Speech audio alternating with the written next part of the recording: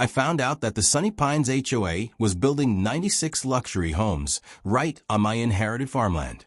But when I stumbled upon my grandfather's original property surveys, their entire construction project suddenly became mine, legally speaking. You should have seen their jaws drop when I revealed my plan at their own community meeting. Never in my life did I think I'd have to fight for land that was already mine. When Grandpa Harold passed away last March, I inherited his 200-acre farm just outside Meadow Creek. This land had been in my family for generations. I lived far away in the city, working a demanding job that made it tough to visit as often as I would have liked. One Tuesday morning, at 6 a.m. sharp, my phone started ringing. It was Mrs. Parker, the woman who had lived next door to Grandpa for 40 years. "They're building houses on your property," she said, her voice trembling with anger. "Big yellow machines started digging yesterday. You've got to come quick." At first, I thought she was mistaken. Maybe the construction workers had accidentally crossed onto our land. But Mrs. Parker wasn't one to overreact. "The Sunny Pines folks put up signs all over," she went on. "They're planning nearly 100 houses where your eastern fields are." I grabbed some clothes, threw them in a suitcase, and hit the road straight for Meadow Creek, pushing the speed limits the entire way. 5 hours later, I turned onto the dirt road that led to Grandpa's farmhouse. Everything looked familiar, but it felt different now. The quiet countryside was disrupted by the loud rumbling of construction equipment. As I came over the hill and looked out across the eastern part of the property, my heart sank. Bulldozers and excavators were busy ripping up the very soil where Grandpa used to grow corn and soybeans. Workers in hard hats swarmed the place like ants, marking off areas with bright orange paint. A huge sign stood near the road, advertising the future home of Sunny Pines East 96 luxury homes, starting at $450,000. I parked the car and walked over to a woman who was standing off to the side, away from the workers. She was dressed in spotless beige pants and a crisp white blouse, somehow still looking pristine despite the dusty air. Her hair was perfectly styled, and she held a clipboard in one hand while talking on the phone. "Excuse me," I said, once she ended her call. "Can you tell me what's going on here?" She looked me up and down like I was some door-to-door salesman. "We're preparing for a residential development," she replied smoothly. "Emily Reynolds, president of the Sunny Pines Homeowners Association," she added, offering a handshake that felt as warm as a cold fish. I ignored her gesture. "This is my land," I told her, my voice steady. "My grandfather, Harold Miller, owned this farm. He passed away recently, and I inherited it." Her smile was polite, but it didn't reach her eyes. "There must be some mistake," she said. "Sunny Pines Development purchased this parcel last year. We've got all the permits and approvals." "That's impossible," I shot back. "My grandfather would never sell this land." Her expression softened slightly, like she felt sorry for me. "Maybe he didn't tell you. The sale was finalized 9 months ago. We've been planning this development for years." My mind was spinning. Grandpa had been sick toward the end, but his mind was sharp as ever. He would have told me if he'd sold the farm. Something wasn't adding up. "I need to see those documents," I demanded. "You're welcome to contact our legal department," Emily said, handing me a business card. "But I assure you, everything's in order. Now, if you'll excuse me, we're on a tight schedule." She turned away, already dialing another number on her phone. I stood there, feeling powerless as the machines kept tearing into the land that had sustained my family for generations. Back at the farmhouse, Mrs. Parker was waiting for me on the porch with a pitcher of iced tea and a worried look on her face. "They started showing up with their measuring tools about 3 months ago," she explained. "Your grandpa was furious. He kept saying they had no right to be there, that they were trying to take what didn't belong to them." "Did he ever mention selling the land?" I asked her. "Never. Harold swore this farm would stay in your family forever," she replied, her eyes misting over. "The day before he went to the hospital for the last time, he was in his office looking for something important. Said it was to protect the farm." Grandpa's office hadn't been touched since he passed. I couldn't bring myself to go through his things when I'd come back for the funeral. But now I needed answers. The small room smelled just like he'd left it, tobacco, smoke, and old books. Shelves lined the walls, packed with farming almanacs, photo albums, and decades of handwritten notes. Grandpa had kept meticulous records, everything from rainfall to crop yields to equipment repairs, all in his neat, steady handwriting. Where would he have kept the property records? The filing cabinet seemed like the best place to start. I opened the top drawer and began sifting through folders organized by year. Nothing about land sales or Sunny Pines. Hours went by as I searched. Night fell, and I was straining my eyes, trying to make out the faded writing in the dim lamplight. Just when I was about to give up, I noticed something, a loose floorboard under the desk. I pressed on it, and it moved. Using a letter opener, I pried it up and found a small metal box hidden beneath. The key was hanging on a nail underneath the desk. Inside the box were the deed to the farm, Grandpa's will naming me as the heir, and several old property surveys. But the most important thing was a letter, written in Grandpa's familiar scrawl, addressed to me. "If you're reading this," the letter began, "then someone's trying to take what's ours." My hands trembled as I continued reading. Grandpa explained that developers had been eyeing the land for years, pressuring him to sell. He'd always refused.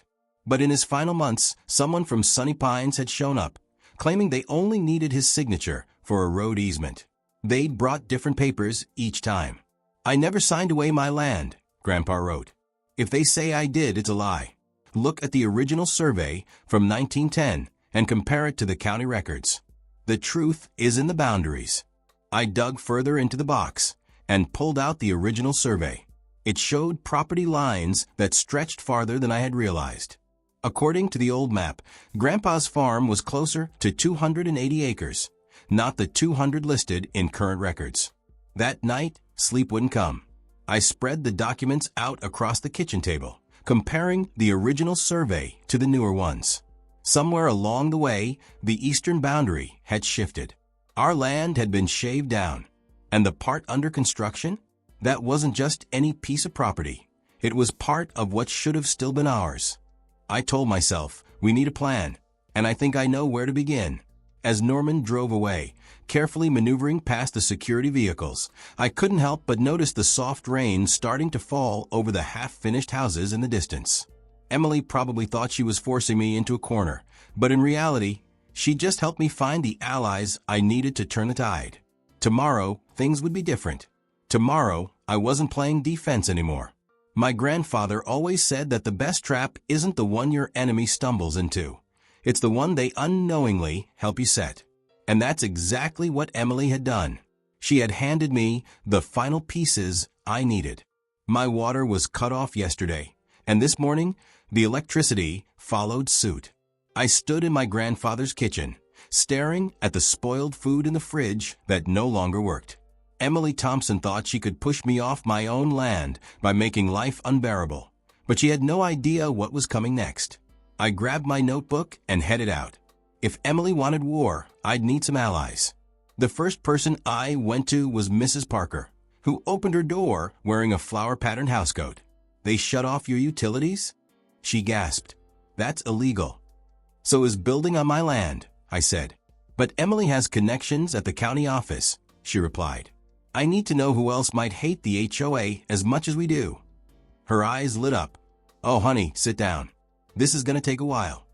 She gave me 15 names, families who had been fined for something as trivial as a wrong color mailbox, elderly couples threatened with liens just because their grandkids visited too often, and a single mom who couldn't afford the $900 fee to put up a simple fence to keep her toddler safe. I spent the whole day knocking on doors around Sunny Pines. At first, people were hesitant to talk, but once I showed them my property documents, the mood shifted. Fear turned into hope. Julia Jenkins, whose garden had been forcibly removed, invited me inside for lemonade. Emily made my husband dig up our tomato plants because she said vegetables weren't aesthetically pleasing, she said, her hands trembling with anger. We got a $500 fine. My husband already works 2 jobs. The Patel family had spent $3,000 fighting the HOA over their porch swing. The Johnsons couldn't even paint their front door the color they wanted. Every house was exactly the same, beige with white trim. It's not just the rules, Victor Gomez said, his wife Elena nodding in agreement. It's how they enforce them. Emily drives around taking pictures of violations. Some people get warnings, he continued. Others get hit with fines right away. There's no consistency. By the time I finished talking to 27 families, all with similar stories and all too scared of Emily Thompson's stand up, I was ready to act. I grabbed my phone and called Mr. Carter, my attorney. Can we legally form a competing homeowners association? I asked. On your land? Absolutely, he replied. But what about the existing homes? That's where it gets interesting, I said. I'll need the community center for a meeting tomorrow night. Mr. Carter laughed. They'll never let you use it. They don't own it. I do, I said, remembering the property lines. According to the survey, it's mine. The next day, I printed 200 flyers. Emergency community meeting. Your home may be at risk. I included copies of the original property survey. By the time night fell, the community center was packed beyond capacity. 97 families showed up, and when the chairs ran out, people stood along the walls. Emily was the last to arrive, pushing her way through the crowd, her face twisted in fury. This meeting is unauthorized. Everyone needs to leave, now. Julia Blake stood up. Or what? More fines? Haven't you already taken enough from us? The room erupted in applause. I walked to the front and raised my hands for silence. I didn't come here to stir up trouble. I started. I came because my grandfather's land was stolen. But after meeting all of you, I added, I see I'm not the only victim. For the next hour, people shared their stories of HOA abuse. Tears were shed. Voices cracked with emotion. Emily sat stiffly in the back, furiously tapping away on her phone. Here's what I propose, I said when everyone had spoken. We form the Meadow Creek Homeowners Coalition. Together, we'll negotiate new property lines that work for everyone. We'll create a new community agreement with fair rules and transparent finances. You can't do that, Emily shouted.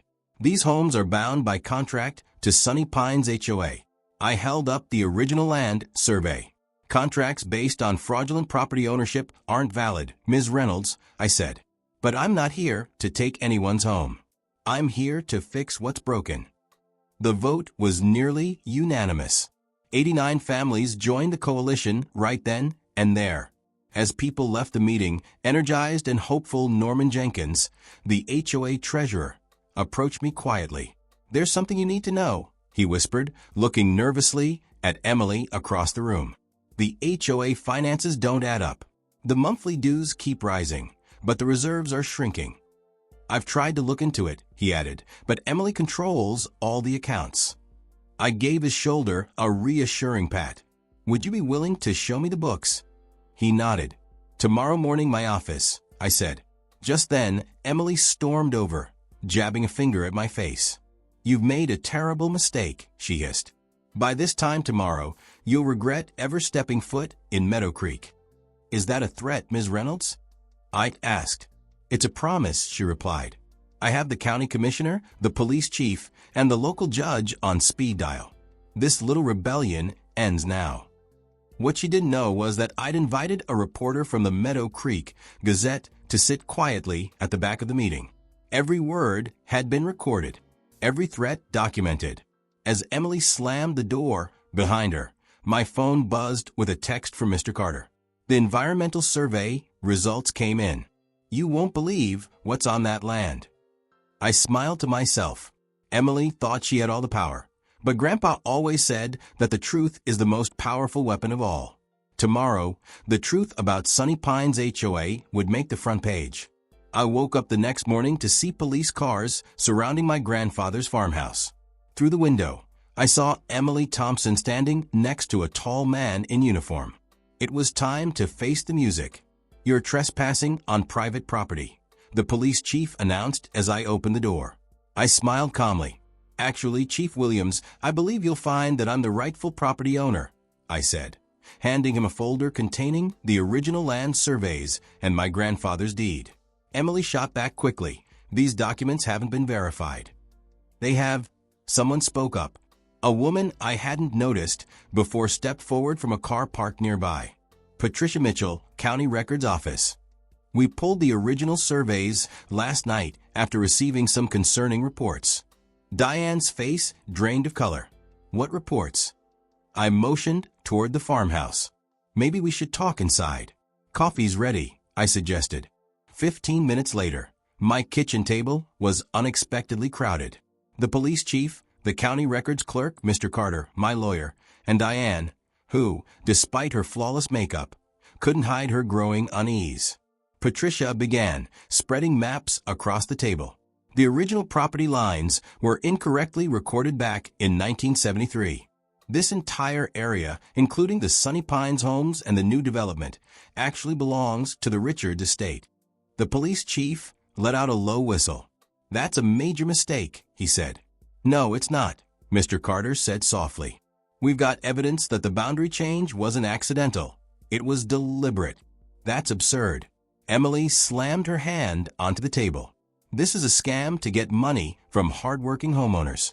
I slid a folder across the table toward the chief. Speaking of money, Norman Blake handed over these financial records yesterday. 3 years of Sunny Pines HOA accounts. As the chief flipped through the pages, his expression grew darker.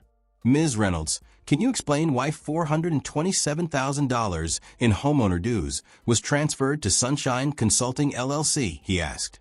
That's our legitimate management company, she responded stiffly. Registered under your son-in-law's name, I added, along with 4 other businesses that charge the HOA for services, landscaping, security, maintenance, legal fees, each owned by your family members. The chief closed the folder with a snap.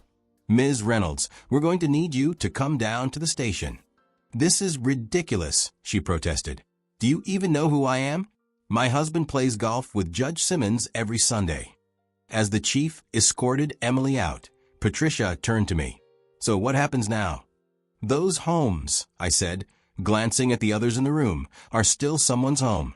I have no intention of evicting anyone, but the development needs to stop until we can properly survey the wetlands. By the afternoon, construction had been halted. Local news vans parked along the street outside the farmhouse, and my phone was buzzing nonstop with calls from worried homeowners. I quickly called for an emergency town hall meeting that evening. The only place large enough was the local high school auditorium, which was packed with nearly 400 people. Homeowners, construction workers now out of a job, county officials, and curious locals. The room buzzed with fear and anger. I took a deep breath and stepped up to the microphone. My name's Richards. This land was my grandfather's. I didn't come here to cause trouble. I came to honor his legacy. Shouts broke out from the crowd. What about our homes? Someone yelled. We'll sue. My life savings are tied up in that house. I raised my hands, trying to calm them down. Please, I'm not here to take anything from you. In fact, I want to offer a solution that works for everyone. The room quieted slightly. I continued, first, every current homeowner will get a legal deed to their property. No one will lose their home. A murmur of relief spread through the crowd. Second, the new development will be redesigned to protect the wetlands my grandfather valued so much. These aren't just swamps. These wetlands are critical habitats and natural flood barriers for the whole area. I clicked to the next slide, showing Grandpa's environmental studies. These wetlands are home to 3 endangered species. Building on them isn't just wrong, it's illegal under federal law. A man stood up, his voice tight with concern. I invested my life savings in a lot in the new section. What happens to my investment? That's a fair question, I replied. We're setting up a property exchange program. Anyone who bought in the protected area can swap their lot for an equivalent one in the redesigned development. No one loses their investment, I reassured them. For the next hour, I outlined my vision. A community that balanced homes with nature, transparent governance, reasonable rules, and fair fees that actually went toward community improvements. As the meeting neared its end, Julia Blake grabbed the microphone. I've lived under Diane's rules for 8 years. I couldn't paint my door blue.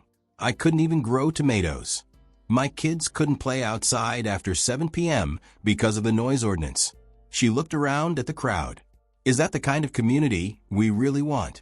By the time the meeting ended, we had over 300 signatures supporting the new Meadow Creek Community Association. Even some of Diane's former allies had joined, including Norman, who agreed to help unravel the financial mess. The next 6 months were tough. Emily hired expensive lawyers who threw every trick they could at us to reverse our claims, but the evidence was too strong. In the end, she took a plea deal on the financial fraud charges. Now 1 year later, I'm sitting on my grandfather's porch, watching kids ride bikes past homes with doors in every color imaginable. The community garden, where Julia's tomatoes grow tall, is alive with neighbors swapping gardening tips. Behind me, Grandpa's farmhouse has been turned into our community center. Classes, meetings, and celebrations happen there every day. The wetlands are now protected by a conservation easement, with walking trails and educational signs explaining the importance of each plant and animal. Mrs. Parker joins me on the porch, handing me a glass of lemonade. Your grandfather would be bursting with pride, she says, pointing to where construction has resumed on the redesigned development. Smaller homes, more green space, solar panels on every roof. I pull out a faded notebook from Grandpa's study. I found something while cleaning out his study.